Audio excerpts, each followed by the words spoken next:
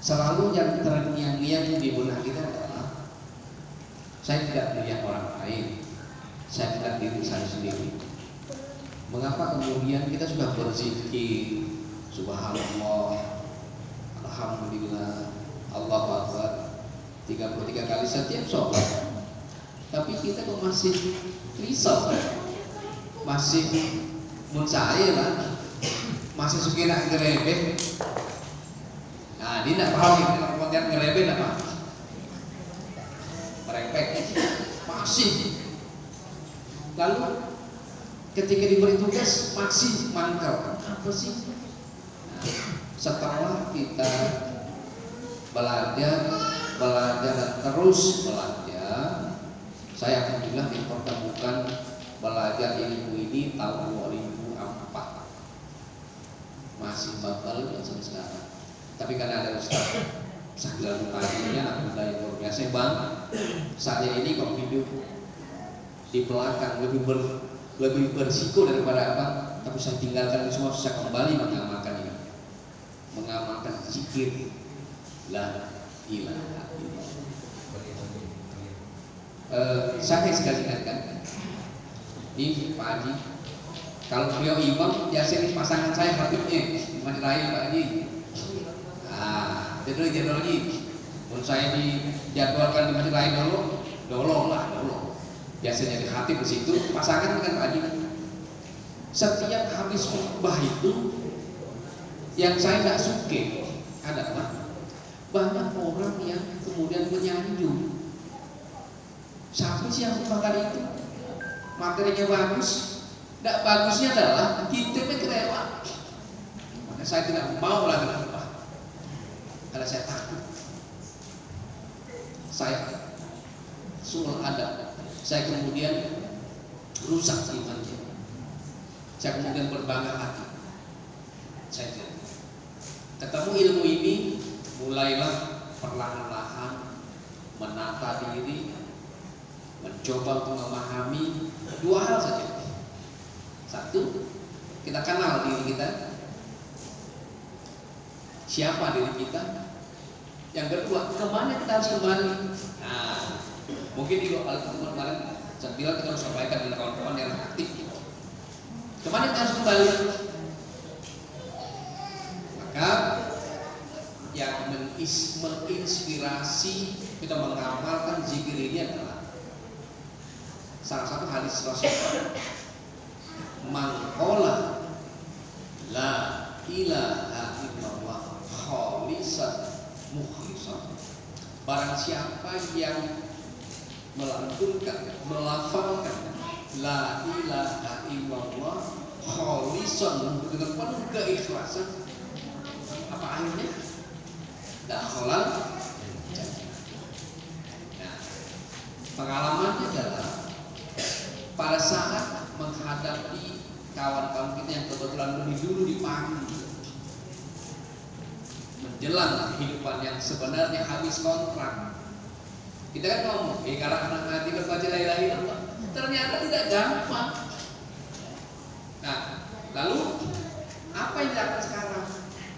Perintahnya adalah lakinu mautakum biqaulin la ilaha illallah. Talkinkan, kita sederhanakan, mentalkinkan itu di akhir. Dah, karena lama. Siapa yang ditarikkan? Calon mati. Siapa calon mati? Ya itu. Siapa yang bisa menggaransi tetap bertahan? Maka kita mentalkinkan diri kita dalam bahasa Qaulul yang sama tadi, dawamkan kalimat.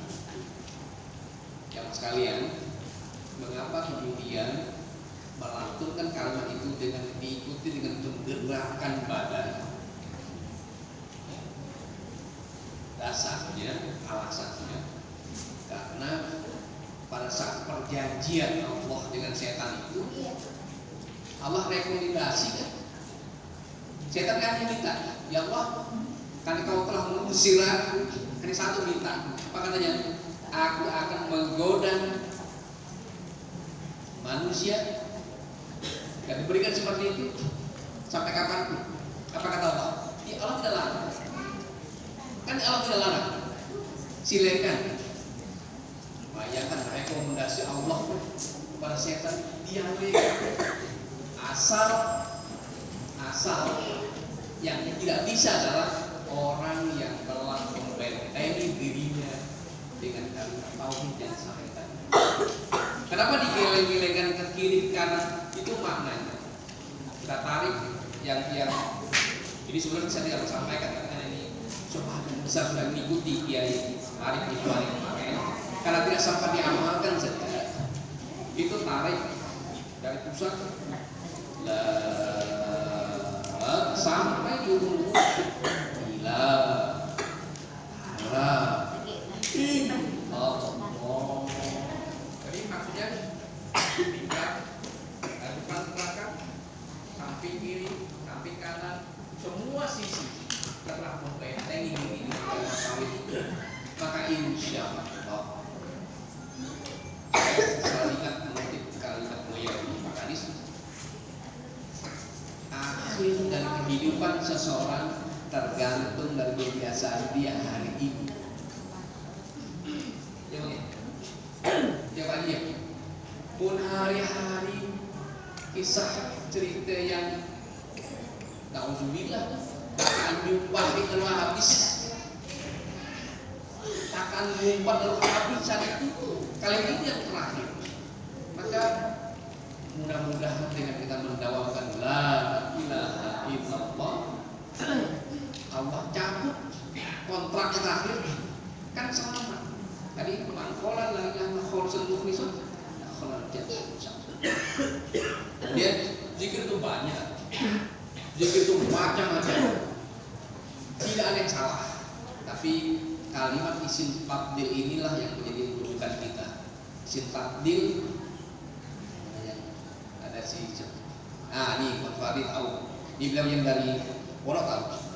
Kalau afdol zikr, afdol itu lebih afdol, yang lebih afdol. Kalau bahasa isim tafdil itu ada ngomong istilah itu bukan bahasa sederhana masih bisa tuh. Ya. Kondisi yang lebih baik, luar biasa. Afdol zikri fa'lam annahu. Jadi kalau sehari-hari subhanallah boleh, alhamdulillah bagus, Allah bagus. Tapi afdol zikri, sebaik-baik zikir itu. Nah, jadi maka nanti ini tidak berhenti di malam ini. Maka semua ini kita sebulan itu 2 kali. Kita berharap mudah-mudahan sebahagian surga yang dimiliki Allah itu uru-uru singgah pada tempat. Amin lah salah saat. Satu tempat itu maksudnya menumpuk satu tempat. Oh ada pahala dan seluruh guru-guru yang ada di kota Sukabumi serta kadisnya satu kelompok. Rasulullah nyaman nanti tandai. Nih yang kemarin senantiasa bersih lain Allah udah kau terus itu.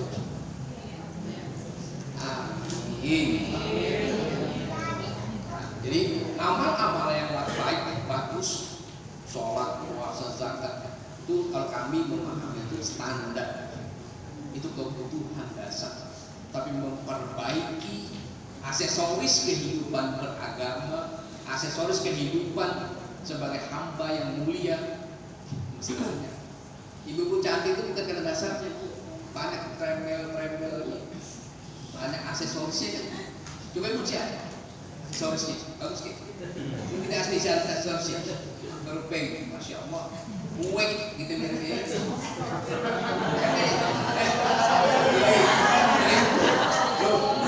Artinya bahwa dengan memperbaiki, mempersiapkan yang disebut aksesoris tadi ini adalah amal yang senantiasa dilakukan.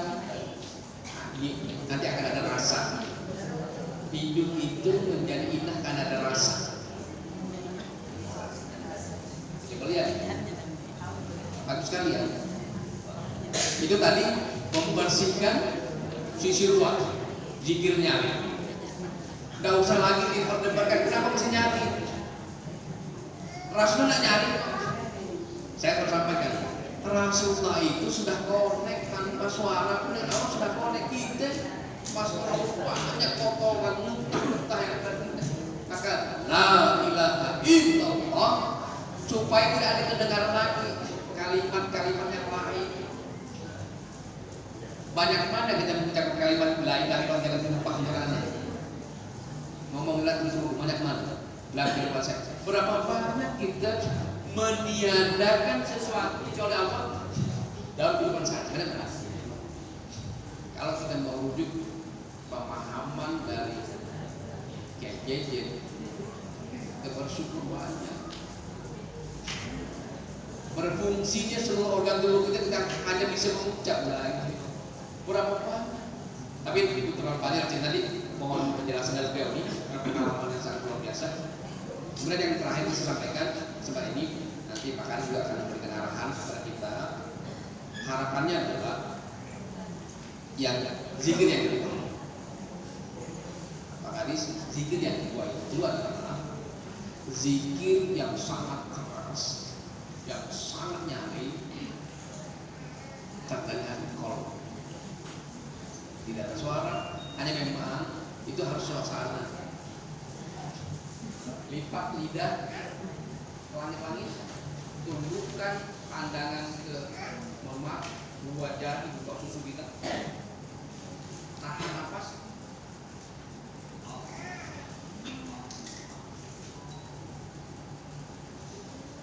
Makanya kalau orang ahli zikir tidak pernah berhenti tangannya. Itu berzikir. Mendengar bunyi tertentu yang permanen, langsung Itu sebabnya zikir ini yang hobi tadi itu boleh dalam keadaan apapun, sambil kereta, sambil bermotor. Tapi usah juga lalu menundukkan kepala nabrak orang. Ya, maksudnya adalah dalam kondisi itu nggak usah ada zikir hobi seperti di masjid, di musola. Dalam kondisi apa sambil. Baik, saya kira penjelasan ini Pak, nanti saya ada referensi pertemuan berikutnya akan rutin. Selain kajian, kita juga sudah sepakat pengurus ini, alhamdulillah, malam tertentu ada yang belajar tilawah. Mana Bang Beli?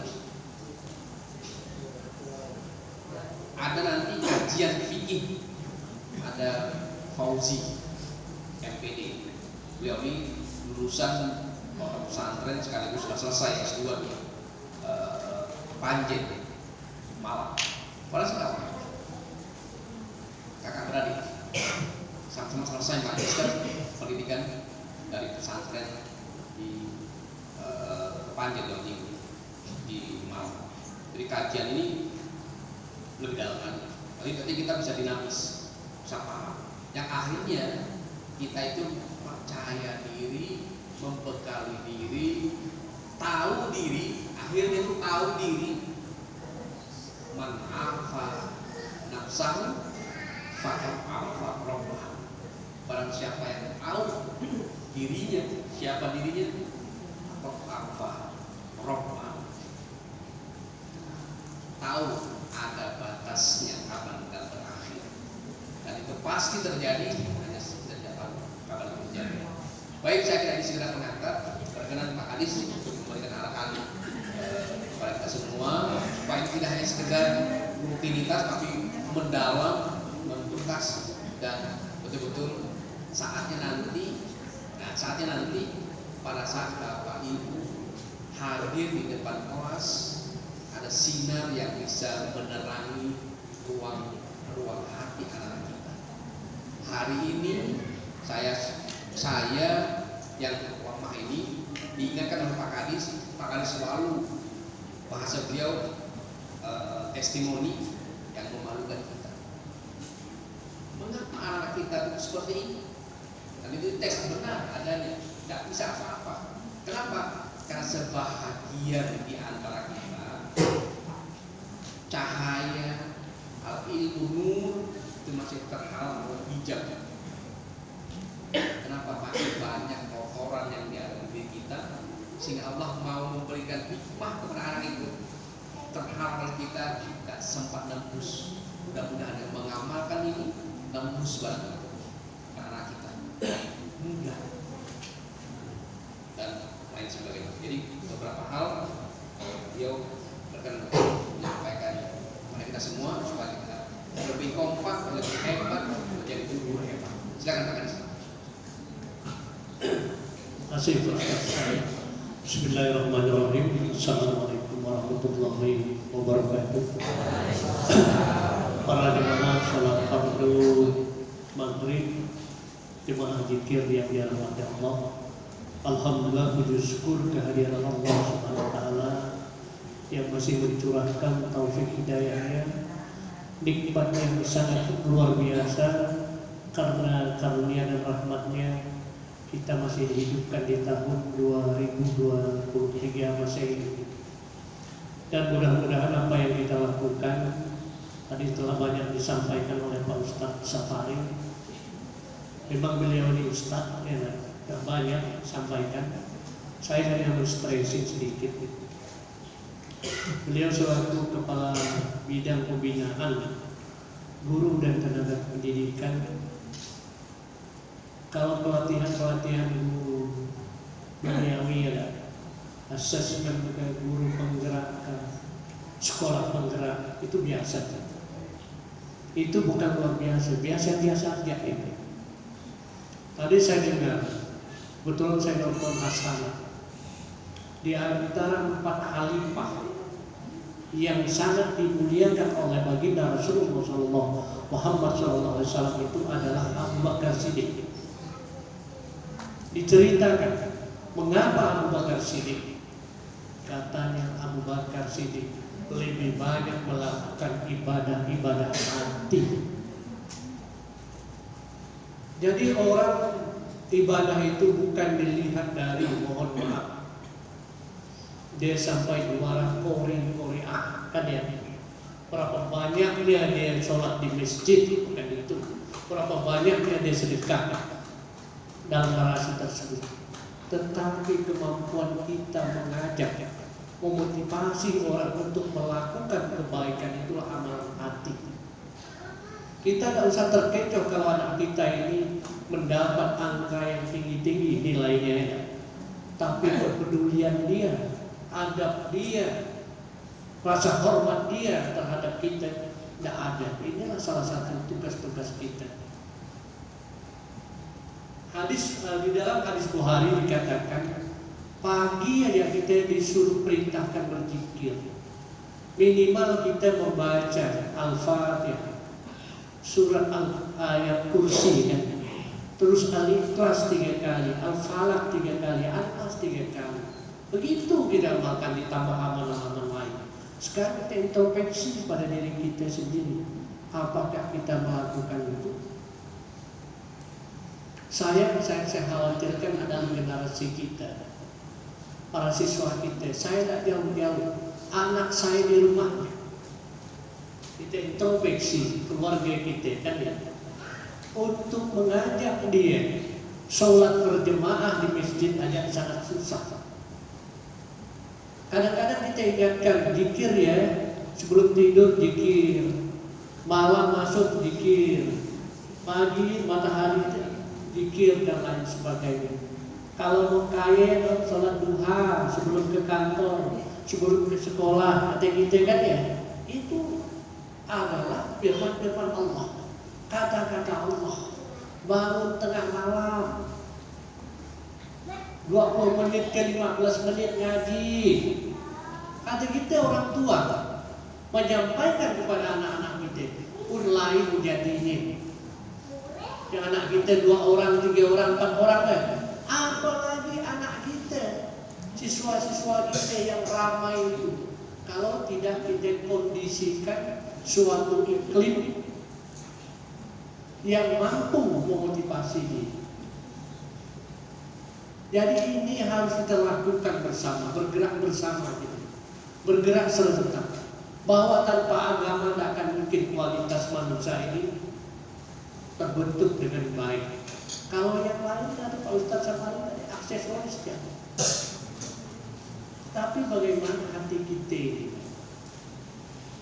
Jadi sekali lagi Abu Bakar Siddiq, dia banyak tugas di bagaimana memotivasi orang kan, memotivasi orang untuk melakukan hal-hal baik. Jadi oleh sebab itu Bapak Ibu sekalian, ini terus kita kembangkan. Ini kita orang-orang pilihan.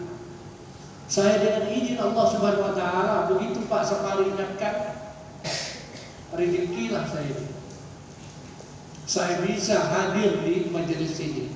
Mudah-mudahan kita yang hadir dan keluarga kita semuanya diselamatkan oleh Allah Subhanahu Wa Taala dan mendapat syafaat bagi Rasulullah Muhammad SAW dan ditempatkan di surga Firdausnya karena rahmat Allah. Ini terus dilakukan. Jadi Bapak Ibu sekalian kami hormati, guru-guru agama yang hebat, lakukan inovasi terhadap pembentukan akhlak. Upayakan di sekolah kita ada sholat duha berjamaah, sholat zuhur berjamaah, hidupkan. Kalau bukan kita siapa yang akan menghidupkan? Mumpung amanah itu belum diambil kepada kita, adalah kenang-kenangan kita. Mohon maaf kalau dia lekel-lekel kita ini, dah ada terus mikir dunia ya Pak kalian. Karena kita dah palak 5 sebenarnya, kecuali mungkin pantri lah masih yang palak 25 itu. Kalau yang kita ini kalau masih terlalu banyak mikirkan dunia, tak tahu diri ada Allah Subhanahu Wa Taala. Nah itu. Jadi mari kita lakukan inovasi, laksanakan semaksimal mungkin pengajaran agama di kita. Jam mengajar boleh 2 jam, Pak Ustaz Sapari ya. Jam mengajar boleh 2 jam, tapi inovasi kita bagaimana kita untuk mengajarkan firman-firman Allah, hadis-hadis Rasulullah itu terus kita lakukan kepada anak-anak kita. Kita tidak ada pikiran penghasilan kita. Toh setiap bulan kita digaji, setiap bulan kita dibayar sertifikasi. Pikirkan apa dia? Fokus kita adalah bagaimana menjadikan anak-anak kita ini menjadi anak-anak yang berakhlak mulia. Saya tidak beri gambaran kepada siapa, gambaran kepada diri saya. Sangat susah gitu. Sangat beruntunglah kalau Bapak Ibu punya anak yang taat sholat berjamaah, ngaji di rumahnya. Boleh dihitung dengan jari. Coba testimoni bagi kanan kan. Sampai di rumahnya yang habis sholat maghrib buka Al-Quran ngaji, walaupun 10 menit, 15 menit, tapi rutin. Tapi kalau di kafe tebarkan angket, di kafe mana pun ada, anak muda zaman sekarang itu tantangan kita sebagai guru-guru agama. Kita sangat beruntung sekali diberikan amanah oleh Allah Subhanahu Wa Taala ini bekerja sebagai tenaga pendidik dan pendidikan. Saya susah juga ini nanti. Suatu saat Ustadz Sapari mutasi kemana?